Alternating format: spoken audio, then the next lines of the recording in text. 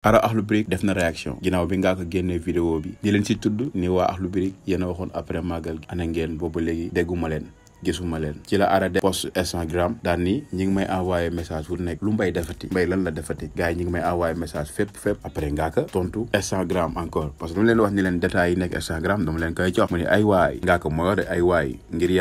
yàlla li laay war a sóor Akhlou Brick génn leen rek ngir yàlla ma defati leen lu dee Akhlou Brick après màggal ngeen joxe woon de wala ñu bàyyi ba après gàmmu Akhlou Brick tontu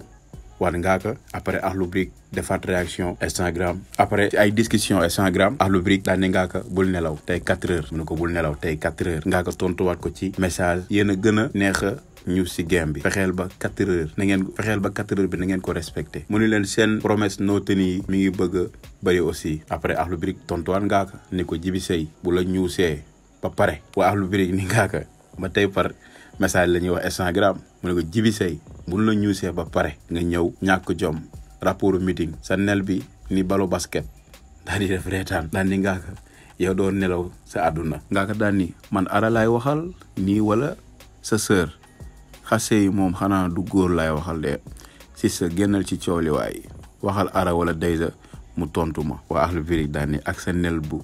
xamaan reetaan mu daal di def morderi tey daal doo nelaw Ngaaka ni leen bàyyi la wax ji te ngeen génne rek wax ma daal di def entre parenthèse i xool def 3 def point yu bëri kon Akhlou Brick am na lu ñuy waajal kon ñu ngi leen di xaar parce que 4 heures la waxoon Ngaaka ba tey ñu ngi xaar heure bi daaw ñoo ngi ci woon muy Ngaaka blende Akhlou Brick te je pense que day amaat saison 2 ndax Akhlou Brick moom force dinañ tontu Ngaaka kon gars yi yéen tamit seen réaction comme ni ngeen ko doon defee ngeen wax seen xalaat ñi nga xam ne ñu ngi doog a dugg ci chaîne bi ngeen abonné te boo leen abonné ba pare bu leen fàtte ba seen cloche notification ba vidéo bu ñu dugal ngeen mun ko am